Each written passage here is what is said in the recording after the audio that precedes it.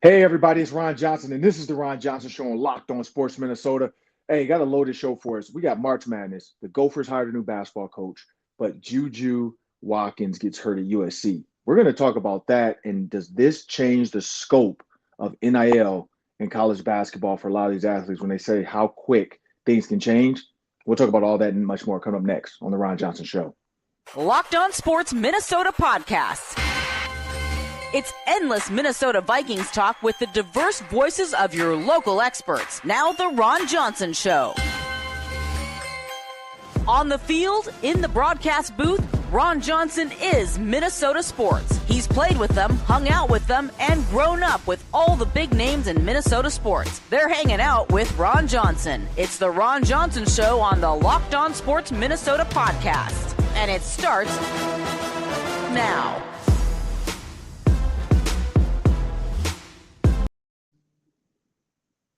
Hey, everybody, it's Ron Johnson. This is the Ron Johnson Show on Locked On Sports Minnesota. As I mentioned, we have a loaded show today because March Madness, I mean, come on now, it's dominating. But in Minnesota, they just hired a new basketball coach. They didn't make it to March Madness. They didn't even make it to the NIT.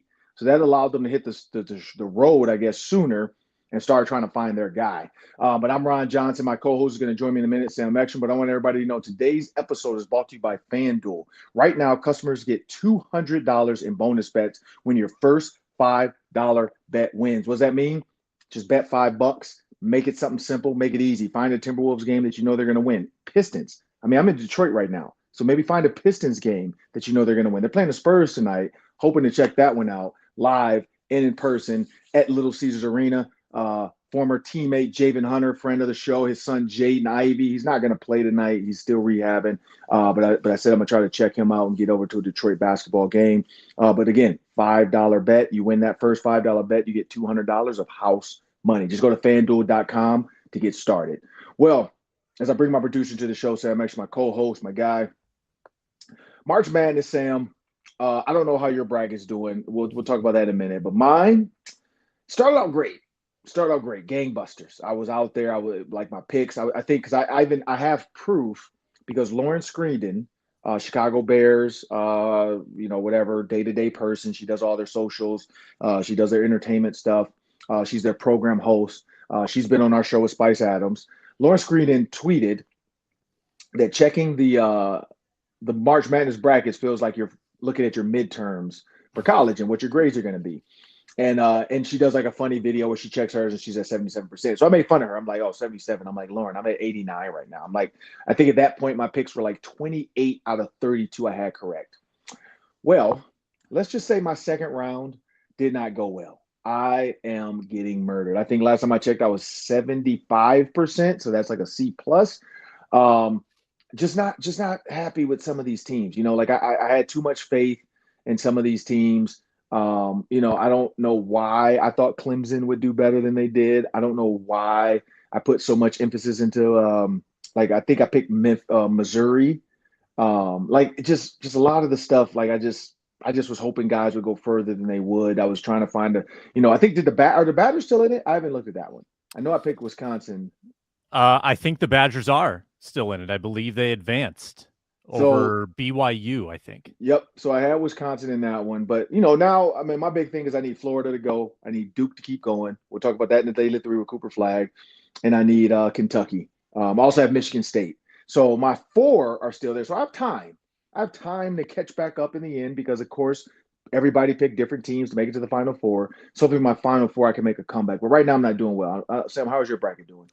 Yeah, it was probably one of my worst first weekends of all time, and I have pivoted to Were you trying to get the upsets? Is that what you were going for? I take upsets galore. I'll probably have every other selection is going to be an upset for me. I try to cast a wide net, and then I narrow it down when you get to the Sweet 16 and the Elite 8, and it ends up being fairly favorite heavy by the end, but I like to pull the upsets early. And I just got them all wrong this year. I mean, the games where I thought there'd be an upset, there wasn't.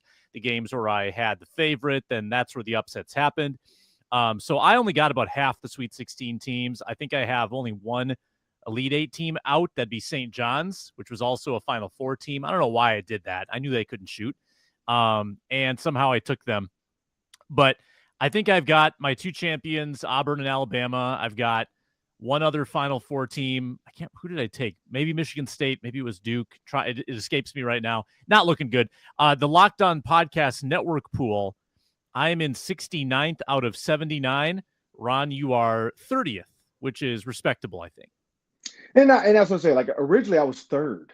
Like, that's what was crazy. When we started this, I mean, a bunch of us were third, though. I mean, it was like, I think a lot of people had those first couple right. So it was like 7 of us were tied for third. And then at one point, I think I had made my mark and stayed at like 4th, and I was the only guy at 4th. And now I'm at 30th. So again, I hope the Final Four kind of bodes well for me and kind of picks up. Again, I need Florida, Michigan State, Duke, and I want to say Kentucky.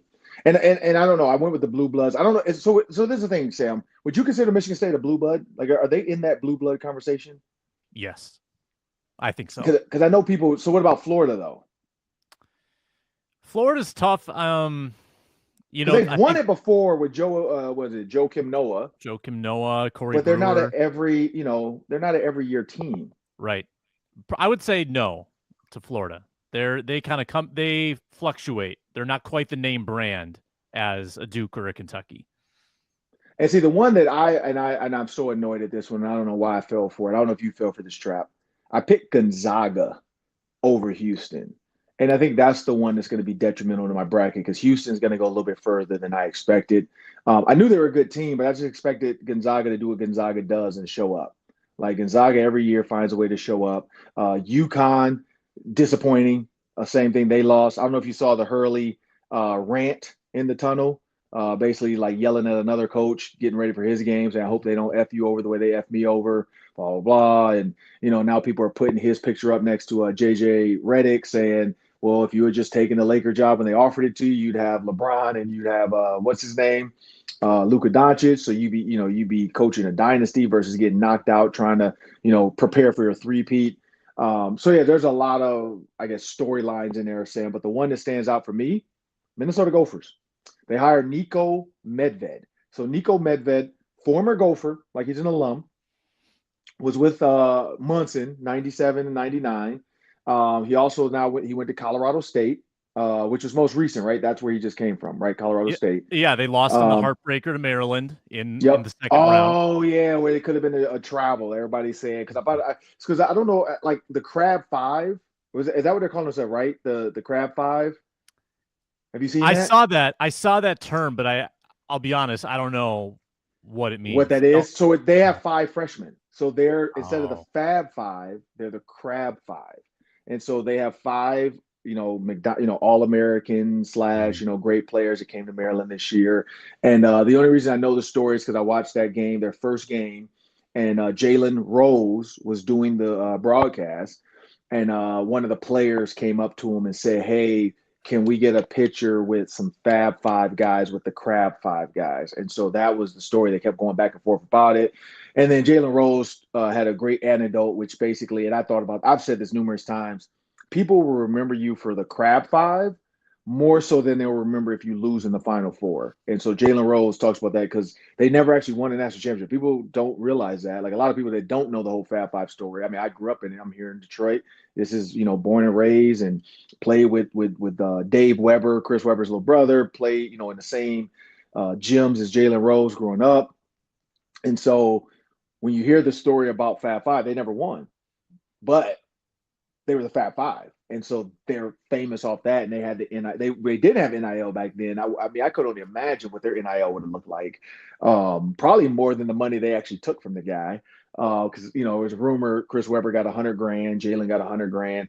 They would have made millions. They would have easily made millions from Nike because Nike was selling the Huarache shoe they made famous. The Huarache shoe was just a shoe. Michigan wore it as a group, put the black T-shirts on, the black socks, the long shorts. Nike starts selling it, and it's one of the biggest selling shoes now, one of the most famous shoes now, and Michigan got no credit for it. I think now they're working on that now to get them some credit and come up with a commercial for the 5 of them. But the Crab Five is Maryland's freshman group. And, yeah, the guy that hit the last-second shot, story being told is that the coach went in the huddle and said, who wants to take the shot? And nobody really wanted it. I don't know if that's true. I don't feel like that's how you end the game. My guess is the coach drew something up and had a couple options. And allegedly, though, the freshman that took the shot said, Coach, I want the shot. I'm taking it. And so then they said he might have traveled because he did take a gather step, which is an NBA move, not a college move. And then he went 1-2, shot the backboard, game over, they win. Could you imagine, though, if the refs had actually blown that whistle and called traveling on Maryland? Woo. And the shot, because the shot would have still went in, but they would have been over there like waving it off.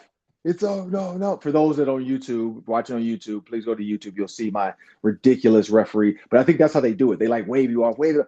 And then, Colorado State gets to keep going. One thing would have happened, Sam. We wouldn't have our coach right now.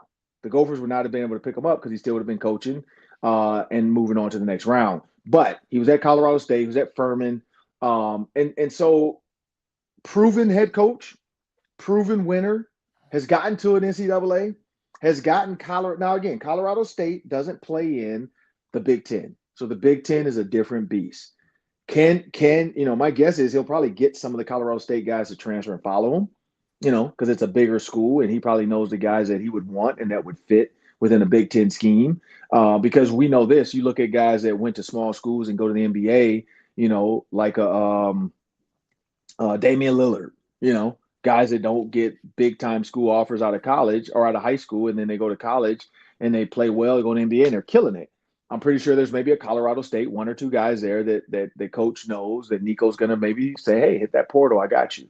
But I think it was time to go for Ben Johnson. And so now moving on to Niko Medved, is a proven winner. But my thing with this, Sam, is NCAA tournament, it's NIL.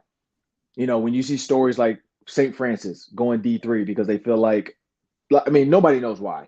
But when I look at the comments and all the stuff, people are saying NIL is killing them. NIL is killing them. NIL, they can't compete. They can't compete.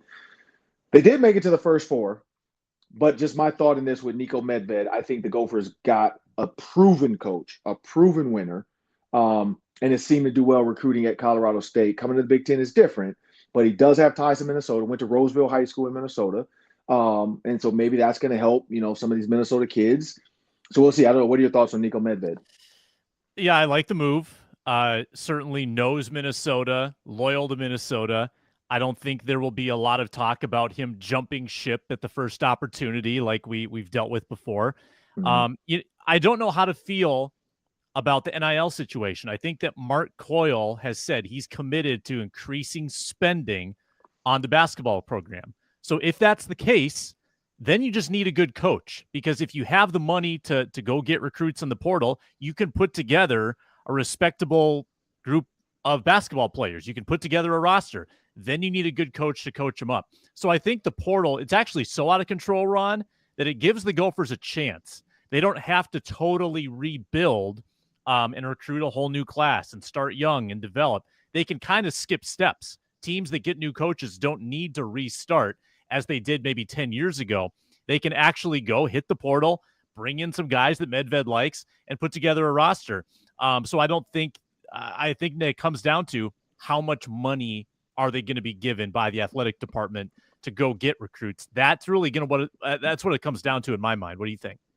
Yeah, it does come down to money. Because when you look at, we talked about blue bloods, and there's Florida blue blood, there's Kentucky a blue bloods, Michigan State a blue blood. The one thing that all those schools do well, and you know what, I will say, the one thing Michigan State has not had to do, and maybe it's because it's Tom Izzo, there's not a big storyline about NIL at Michigan State. It feels like guys are going there because they just want to play basketball. I'm pretty sure some of their guys have gotten offers maybe to leave Michigan State. But I think a lot of those guys feel like Michigan State guys tend to hit the NBA league ready because of Tom Izzo. And Izzo is respected by a lot of NBA coaches. And that's the other side of this. I would say NIL, the biggest issue is going to be looking at the Fortune 500 companies in Minnesota. And can Niko go out to these, because PJ's been doing it, can you go out to these Fortune 500s, Land O'Lakes, General Mills, Target, Best Buy, sit down with their marketing department, their front office department. I have a plan. I would if they ever want to bring me on and say, hey, we need you to help us with our NIL marketing plan, I have a plan. I can't give it away because it's not free. But I think there is a way to partner with these companies. And this is why, personal experience. I'm 45 I'll be 45 years old in May. I just got a check from Best Buy for $2,400 I got another check from Target for $1,700. And all I did with both of them is a commercial. That was it. And so you can't tell me, because I just saw Gabe Henderson did one with Microsoft. He got paid for that ad. There is a way to get these college guys. I know you don't want everybody, but Drake Lindsey, for instance, new Gophers quarterback, and you're worried about if he has a great freshman season, redshirt freshman season, somebody's going to poach him because he's 6'4", he has a rocket arm, he's built like an NFL quarterback. Can you keep him in the program for the money he's getting now? There's rumors of what it costs them to get Max Brosmer. It would be very easy to have Drake Lindsey go out to a Target, shoot, throw some footballs at the logo, and come up with like we're on target with pricing. Like whatever. Like there is so much that you could do with a quarterback.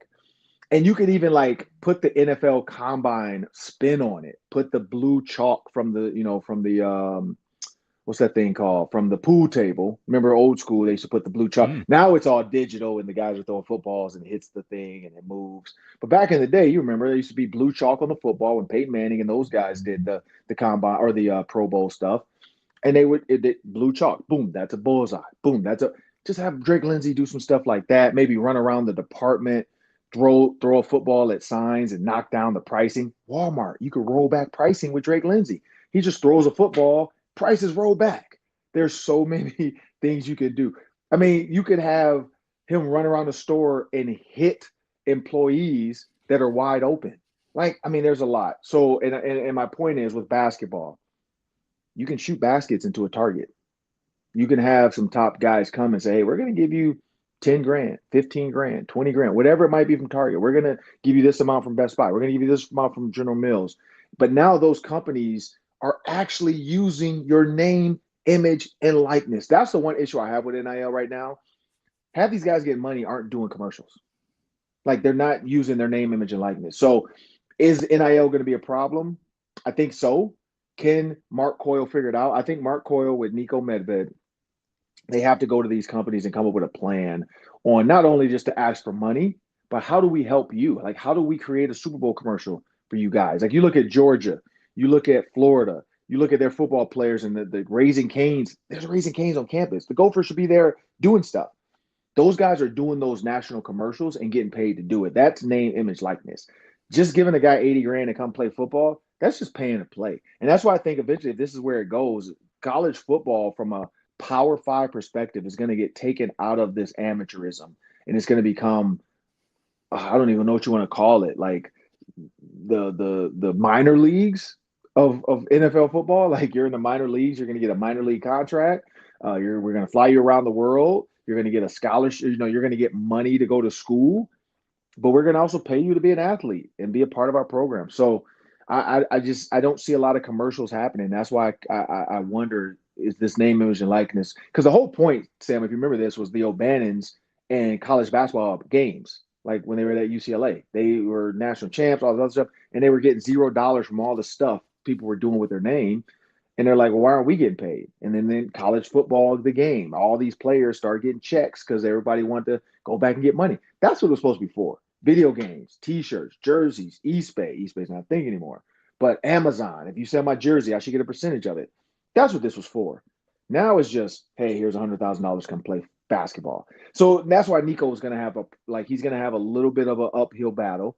But again, he's a proven winner from Colorado State. If you can win at Colorado State, hopefully you should be able to win in Minnesota. You look at Patino, he's down in New Mexico winning, but he didn't do enough at Minnesota, allegedly. So make it make sense to me. Like, is he a good coach or was just in a bad situation? Because he's winning at New Mexico State. So was it just a situation? And that's, I think, that's what you have to figure out. Like, is Niko Medved going to come here to Minnesota? We're going to look at his Colorado State resume and say, man, he was really good there, but with the Gophers, what's going on? NIL and recruiting. And I think you hit the nail on the head with that one, Sam. Before we get over to this next segment, we're gonna stick around and talk a little bit more, a little basketball, a little football. Pro Day. I was at the Gophers Pro Day on campus. Is there anything you want to anything about Niko Medved that you've looked into before we get to the next segment? Yeah, I mean, nothing to add. It's a tough conference. That's going to be the biggest jump for him, is that he's going from the Mountain West, he's going to the Big Ten. I think that with what Ben Johnson showed he could do with his rosters, and he had some moments, like there were moments where the Gophers were highly competitive in the conference. They didn't have the horses, they didn't have the depth to win enough games to make the tournament. But if you can improve the coaching by 10 to 20%, improve the roster by 10 to 20%, increase the spending in NIL. I don't think they're that far away. It's going to take work, but I don't think they're that far away.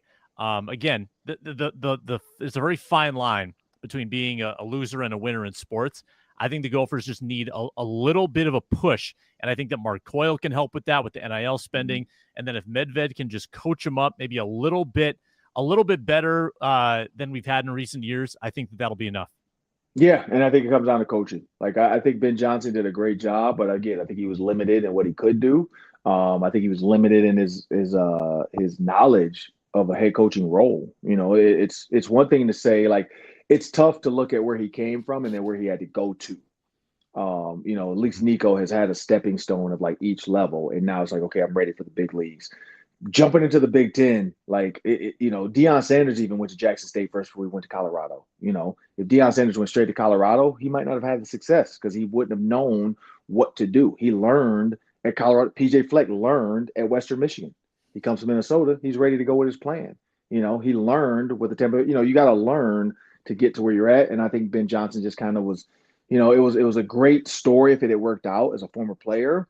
But just did not have, I think, the time, in that role previously to understand what he needed to do to win at Minnesota, but also recruiting, because everybody keeps talking about these AAU coaches and other stuff. But it's time to move on. We're going to talk about the Gophers Pro Day. Now, I got a chance to sit down with kwesi-adofo-mensah, or not sit down, stand with kwesi-adofo-mensah, Kevin O'Connell for a little bit, Brian Flores, and other guys, what's his name from the Ravens is back now. Chuck Pagano. So he's back with the Ravens now. So got some stories, but we'll talk about who did good, who did not do good, and who are the Vikings looking at coming up next after word from our sponsors. Let me tell you about our sponsor, FanDuel. March Madness is here. It's in full swing, and FanDuel is giving you the best chance to get in the action like never before. Sweet 16 round starts on Thursday. New customers can get $200 in bonus bets when their first $5 bet wins. 200 extra bucks to use on every upset, every buzzer beater. You can still make a future bet on who cuts down the nets. My strategy of picking underdogs didn't necessarily work great in the first couple rounds. Still think there's value out there in the Sweet 16. I've still got 3 out of my final 4 teams remaining. Visit FanDuel.com. Get in the college hoops action all tournament long. There's still 2 weekends left. Make sure you check it out, FanDuel.com. Bet 5, get 200 at FanDuel.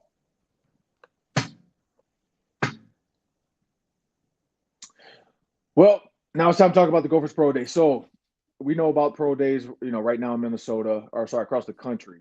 The biggest thing is I have to improve my draft stock. And so I'm going to go with my biggest winners. My biggest winner at the Gophers Pro Day, Justin Wally. When you watch Justin Wally's foot, even though he couldn't catch because he has the wrist issue that's casted up, he'll be fine to go by, I think, OTAs. Because he's already had, whatever he had to do with the surgery or whatever. And so but he has like a little cast on. But at the combine, ran 4.4. At his pro day, had ridiculous amounts of just oohs and ahs when you watch him break on the ball. They weren't throwing the ball to him because he can't intercept it yet, but just his ability to get in and out of breaks fast. But the other one that really, really put his name on the map, Ethan Robinson. Gophers cornerback, long, 6'1". He had a 42-inch vertical. When I walked it, so I didn't go over to the weight room side because we were doing our Wednesday show. And so I just walked in for the field work. And as soon as I walked in, the first thing like 3 or 4 scouts that I know said was, "Hey, what do you think about the Ethan Robinson kid?" I'm like, and I'm thinking like, "Oh, did you guys watch our interview with Ethan Robinson? Like he's great, because it was super random, like to throw that name out there, and then he's a friend of the program. But no, then the guy was like, "Nah, man, he jumped a 42-inch vertical." And so when you think about 50-50 balls, when you think about being able to cover downfield on fade routes, when you think about cover two and being able to just make it hard for the quarterback to throw over your head in that corner hole, Ethan Robinson put his name on the map, out of Bucknell, smart kid, came to Minnesota for that reason because he looked at Benjamin St-Juste, he looked at Tyler Nubin, he looked at Antoine Winfield, Jordan Houghton. I mean, you can go down the list. It's been DDU for a while as far as just getting a chance to go to the league and actually contributing when you get there. That's why he picked Minnesota, and he made the right choice. And so he's another winner. Daniel Jackson ran great routes. Max Brosmer. And so that's another one that when you talk about his throws, I heard a lot of scouts talking to PJ Fleck asking, like, hey, where do you think this guy is best suited? What type of offense is this guy best suited in? Because, again, everybody's not built for every offense. We know that. You look at, like, quarterbacks that came into the league in one offense, did terrible, Sam Darnold, and then got with another offense in Minnesota, and he killed it. He's making $100 million. And so I think they're looking at that with Max Brosmer. It's like, where do you think he fits? What type of quarterback is he? Is he this? Is he that? And, his throws were accurate. They were on point. His deep balls, I mean, I don't know if the receivers in him worked on it before him, but his deep balls are great. So overall, I think the Minnesota Gophers players did a good job. There were some guys that were not from Minnesota that were there doing it. Didn't see a ton of and then Dragan Kesich knocked down a 65-yard field goal. So, of course, that's going to get a couple guys say, could this be a 6 or 7 round guy? Like, should we bring this guy in to compete with our kicker? Because maybe our kicker is old and we don't know, how much left he has in the tank. But I will say for the Minnesota Vikings, watching Brian Flores talk about defenders that he still might need, whether it's D tackle, whether it's outside linebacker, whether it's cornerback, it's very clear, like they're bringing, like Jack Henderson. It looks like Jack Henderson's going to get a chance to go to Minnesota Vikings with a meeting. Like they get so many meetings, and Jack Henderson ran 4.4. So I think they felt like, and Flores and I talked a little bit about that, and I just say, Jack Henderson is a box safety.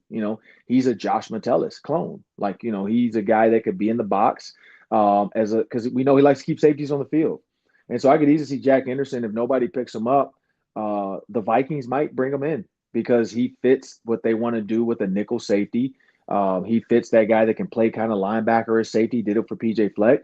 And so I think Jack Henderson is another guy that put his name on a map just from running a 4.4 as a safety. Who a lot of people, when you see him, you're like, he's all right. But then you see him run, you're like, oh, this kid's good. This kid can move. Like, why did the Gophers use him more? Corey Parrish. That's why. And so I think that's the key. Like if Corey Parrish is not there, maybe Jack Henderson gets a little bit more time back there. But you got Corey Parrish who came out of nowhere and killed it. You had, Green as well. So Jack Henderson just became the nickel safety. I don't know. When you look at pro days or you look at the Vikings and what they have coming up, do you see, like, if you look at all those guys I just named, because any of them could end up with Minnesota, except for Ariante Arcery. I'm not going to touch on Ariante Arcery. I think he's a first-round pick. I don't think the Minnesota Vikings are going to take a tackle unless they surprise the crap out of. I do know they're bringing him in, though. They're bringing him in for a visit. But I don't think they're – I mean, unless we don't know something that they know about Christian Darisaul's knee or Brian O'Neill, I don't see them drafting Ariante Arcery in the first round unless they're going to move him to guard. But, yeah, what do you think about any of those guys? Yeah, I'm looking at corners for sure. I still think the Vikings need a good young corner. I like what's in their room. I don't love what's in their room. I think the jury's out for me on whether Isaiah Rodgers is like a really good multi-year solution. I don't know what Mekhi Blackmon is going to be off the knee injury. I don't know what Jeff Okudah is going to be. So I've got questions at cornerback. That's probably still my number one position going into the draft. So when you tell me that Justin Wally is running 4.4 and Ethan Robinson's jumping 42 inches, that's piquing my interest, Ron. I like Wally a lot. I thought he put up really great numbers across the board in his college career. Wasn't a one-hit wonder whatsoever. He was productive as a freshman. He was productive as a senior and everything in between. So I don't know where he's projected. Maybe you can shed some light on that, Ron. I would be super interested with that 5th or 6th round pick if Wally was there. I don't know if he's there that late. Maybe it's the 3rd round pick. But that's certainly a name that I'm circling as a possibility because that 40 time, 5'11", 195, pretty decent dimensions, maybe not huge, but not too small. I think he could be a great target in the middle rounds. Yeah, I think Justin Wiley was talking about some of his visits. I think that they do have him like as a second to fourth round grade. Okay. So could go, that's it depends on who goes. If all of a sudden 5 corners come off the board in the second round, maybe a team that was thinking we can get Justin Wiley in the third, we go get him. Because again, Benjamin St. Juste was a third round pick.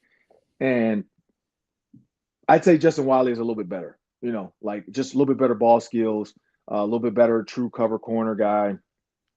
St. Juste is just an athlete, freak, wiry, long, both good, but I'd say Wiley edges him just a little bit with the speed side of it too, because he can do a little bit more man coverage stuff with that speed, like running a 4.4. And again, there's one thing to run 4.5, 4.49, 4.48, 4.46, but then there's another way to play that fast, And so I think that's the big difference. Like Deion Sanders talked about, he could run a 4.3 anytime, but when he played, he said he felt like he was playing at 4.3, where a lot of guys don't play at 4.3. They don't run away from guys, even though they have great 40. And then there's vice versa. Like Terrell Owens ran a 4.6 40, but nobody's catching him. He's gotten faster as he's gotten, as his career went on, but nobody was catching him. He ran 4.6 and he still could not be caught. Like he was, so some guys play faster. I think Justin Wiley is one of those guys that plays just as fast as he looks. I think the Travis Hunter, Will Johnson conversation has kind of like dominated the cornerback conversations this year. Like nobody's talking about the other guys. And that's why I think a guy like Justin Wiley, I think it is true. He could be a second round pick if somebody falls in love with him at these meetings. Could be a fourth round pick if all of a sudden he slides because Travis Hunter doesn't go where they think he should go, and then all of a sudden people are like, why are they draft? Why they draft Will Johnson and not Travis Hunter? Like, what the heck's going on? So when you look at the amount of corners in the draft, I could see the Vikings, like you said, looking at what they have in that room, figuring out with their picks how many. And again, Kwesi's still working. Like he might trade back to get more picks, to get a second and a third, or get a second and a fourth for that first round pick. And, when I had a chance to talk to him at Pro Day, I was asking him about that stuff. And the movie Draft Day, that's one of my favorite movies when it comes to football. And I did tell him, I was like, dude, I know you don't have time. Like, I know this. But when you get that break, like whether it's on the plane or something, and you got a minute, I was like, just download it. It says on Netflix. Just download Draft Day. And I told him this because when I told him Chadwick Boseman was in it, he's a Chadwick Boseman fan. So he's like, oh, Black Panther. I'm like, yeah. He's like, oh, I might have to look at that then. Because and I told him it's a story, honestly, of today's issues with the draft. A white quarterback had red flags. Everybody overlooked him. A black linebacker had done nothing wrong, and everybody assumed he was a bad guy, and they didn't know his story about his sister having cancer and so on and so forth. And so when I talked to Kwesi about that too, he said, yeah, that's why we do our due diligence. And we really do start to call other teams, and we call other GMs, and we call, we're trying to figure this out. And so I think that's the thing with corner. If he's calling these other GMs, because we were talking about Draft Day, and I was like, do you guys really just do that? He's like, yeah, man, you gotta have friends, man. He's like, you gotta reach out and say, because he said a guy could easily just say, I don't like you. No, I'm not trading with you. Like, you're a jerk. I don't like you. He's like, you gotta have friends. You gotta be nice. He's like, you gotta, he's like, you gotta play the game. He's like, you cannot make enemies in this league, or he said, they will kill, they will strangle you. Like, they will literally try to not let you do what you want to do, and make those trades. And Ed Ingram going to where he's going. He also said part of it too, which was it was a cool thing to see. So Chris Reed, I don't know if you remember Chris Reed, former Vikings offensive lineman, and we're gonna try to get him on the show because I text him and he's like, yeah, just let me know when. He walks up to Kwesi, what's up, blah blah. Kwesi had to cut him when Kwesi was here. And It was interesting to see that. And Kwesi was like, man, that's one of the toughest part of my job. He's like, having to cut a guy, and I know you're a great guy, but it just doesn't fit. He said, that's the toughest part of my job. And you forget that side of it. Because I know I had Brian Billick on, or I was able to interview Brian Billick. I don't know if I did it for my show or did it for the Vikings, but when I was talking to Brian Billick about that, they cut me. Like, I was injured, I couldn't go. And we talked about like the whole special teams coach, Gary Zahner, and, his issues with me at the time, thinking that I was trying to get out of stuff and I was really just hurt. And his trainers told me not to. I've seen Gary Zahner recently. Zahner said he'd come on our show. So, it's one of those things where it is a business. And sometimes you have to remember it's a business, it's not personal. And it was cool to see Chris Reed come over there, but he did, talk to Kwesi about, hey, I do want to be a coach one day. And Kwesi's like, hey, man, like, you have my number. Give me a call. I kind of want to be like, hey, can I get your number? But he's like, you have my number. Give me a call. And so just watching Kwesi work the room, the draft side of it, the former player side of it, the PJ Fleck. I mean, you've seen the pictures online. The Gophers have posted it 17 times now. PJ Fleck talking to Kwesi. There's a lot for him to make. And then, having time to actually just talk to me about, his wife's interview. He's a great guy. And that's why it was cool to see all of that work. But yeah, he said they're still working on potential trades. They're still working on, what they're going to do with that first round pick. I mean, it's a lot to think about. And like you said, it could be Justin Wiley in the second round. Like, he might trade back if they want a corner. Justin Wiley's there. He is coming in there for a visit. So but people do have him like second to fourth round. And again, it's about the number of corners that they go in front of them. But I know we got the Daily 3 coming up. We got 3 questions. We're going to spend about 3 minutes each today. We got time. So we'll be back after a short pause.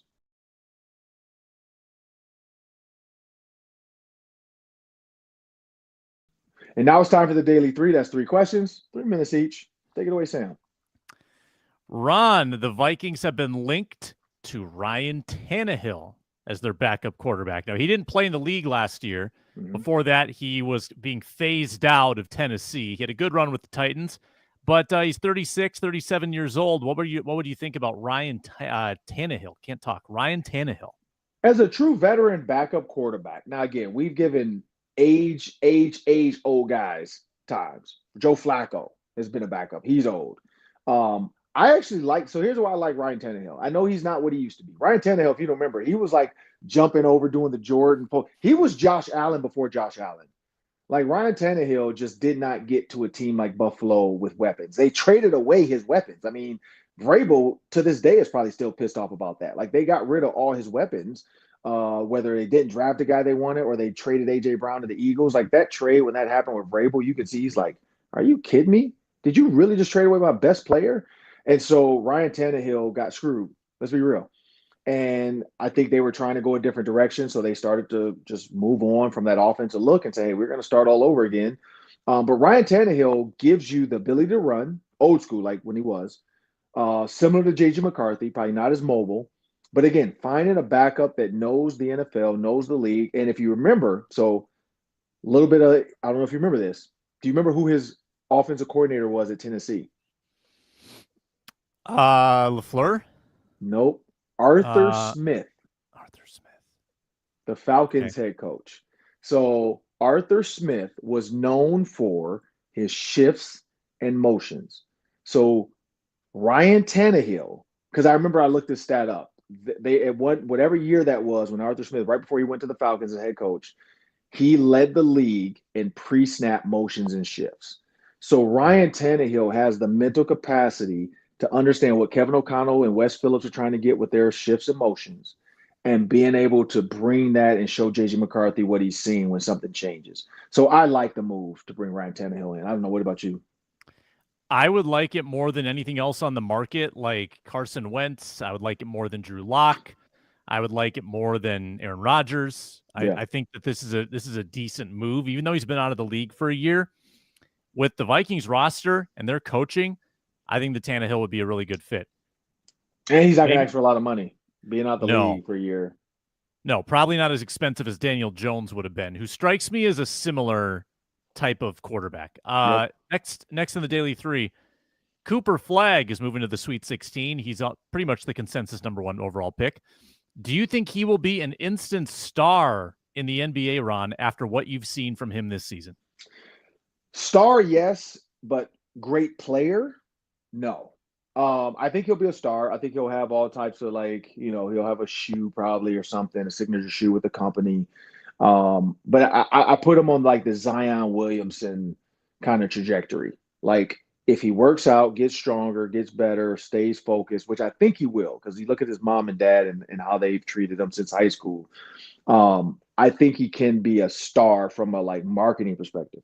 Is he going to come in and dominate the league like LeBron? No, I don't think so. I don't think that's his game, because he likes to, he's a facilitator as well. Like, he's a 6'8" point guard. Like, he likes to bring the ball up the court. He likes to handle the ball. He likes to, identify the mismatches. So No, I don't really see him being like a player star, like as far as like all-star game, one of the best players in the league. No. Eventually, I think he can be. Because again, they're gonna need a face. Like people keep forgetting LeBron is about to be done. And that's when it's gonna get sad. Like Steph Curry, LeBron, Klay Thompson, like all these guys that for years we've like held our hat on. Damian Lillard, you can tell he's at the end. Um, it's about to get real weird in the NBA, and maybe that's how it was for our parents. Like I remember when Michael Jordan and Isaiah Thomas and all that, and then all of a sudden these new guys came in. Our parents are probably like, "Who is Kobe and Kevin Garnett?" Like I'm good, So I think Cooper Flagg can be one of the linchpins eventually, but not right away. I don't know. What do you think? I think it's all about fit. I don't think that there's a lot of rookies that can come in and change a franchise unless they have some help.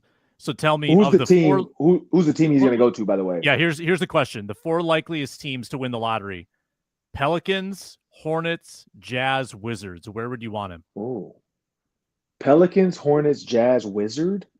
Oh, nowhere. Go back to Duke. Because I know you saw that video where he did this. Him and his parents were doing the run it back thing. So that was the joke, not the joke. Sorry, that was the rumor on CBS when they were doing the show. And then I saw NBC. Dan Patrick brought it up. Like, do you think Cooper Flagg's going to come back? Because it sounds like him and his parents were saying, let's run it back and do it again. And he didn't mouth run it back on the bench. I don't know if he meant I don't know what he was saying it for, but he did say run it back on the bench. And then he looked up at his dad.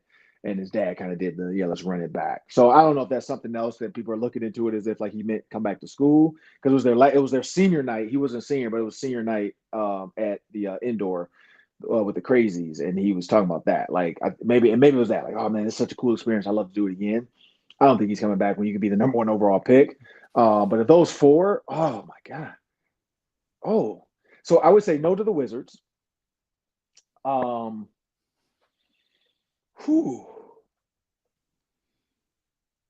Pelicans though have Zion though, right? When he's healthy, they've got when Zion. He's healthy. I could see that. I could see him and Zion coexisting. Like I could see a power 2 young group. So I would say, and then Hornets, right? You said they have LaMelo. So I'd say Hornets Pelicans. Like they have both have stars that, and I probably lean towards the Hornets because Zion is not similar to Cooper Flagg, but both kind of bigs. You could put it with a LaMelo who can score, and now you have another scorer, Cooper Flagg, so that floor is extremely spread out now. So yeah, I'd say Hornets is one for me. I'd go with Hornets. I like LaMelo Ball.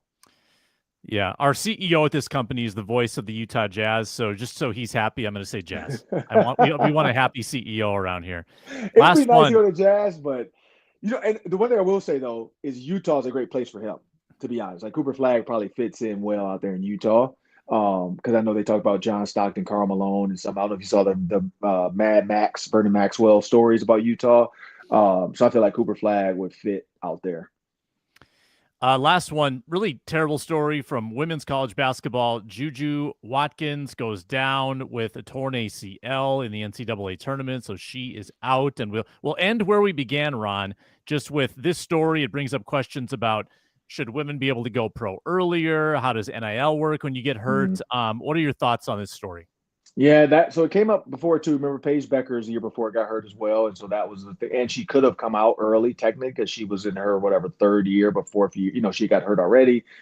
So people were saying like Paige Becker should have come out. Now she's been healthy all this year, so it worked out. Juju, same thing. She'll have a chance to come back next year, and hopefully she can stay healthy. I do feel like the name, image, likeness stuff, I don't know where this lands. I feel like they do need to come up with a plan. Like LeBron, for instance, he's with Nike. If he gets hurt, Nike still is paying him. I hope that college athletes have worked that into their contracts that has like an injury clause, meaning like I was supposed to do X, Y, and Z to get paid. And I can't do X, but I still can do Y, Z. Are you still going to pay me? Because in a minute they can yank your endorsements for anything. Endorsements have nothing to do with scholarships. So I'd say for guys like Bronny, years ago I would say yeah, let them come out early. Same with the girls. Now NIL, I feel like Bronny would have made more at USC. Opposite Juju Watkins, and so you have a guy-girl kind of combo of stardom. That he'd made more in college. because he would have been playing more. He would have been. I mean, he's playing a little bit now, playing a little bit more now, and I feel like JJ Redick is being petty and trying to make Stephen A. Smith look bad, and probably LeBron has said that, like, "Hey man, let my son play a little bit, man. If my son plays, I'll come back and play." Because LeBron's been out, he's been load managing. So yeah, I do believe. I hope there's a plan. The NIL, like they come up with a plan so that they don't just lose their money. But do you? I don't know if you have a dog in the fight, or you've even thought about the NIL side of it with guys and girls. Well, And that's why guys got to come out early for injury. So I think so. This is why women's college basketball is getting so popular because of NIL.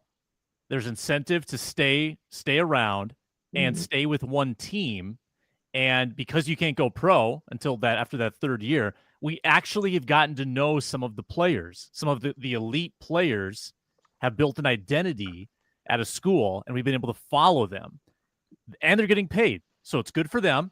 It's good for the fan. It's good for the sport because you can actually get attached to someone like Paige Beckers for 3 or 4 years and watch her team flourish, with her. Whereas in the men's game, the best players leave. A lot of the players leave after 1 year, and you don't get to really get attached to any stories beyond every March where we kind of learn about them, and then it's over. Then the teams disband. That's why I think the women's game actually has a bit of an advantage right now.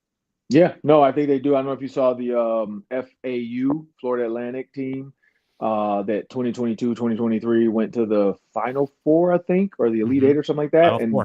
And all those guys now are at different schools. And the big tall guys at Michigan, he's doing well, but the rest of those guys that transferred are not doing well at the schools they left. So it's like they left to get more money and they got noticed.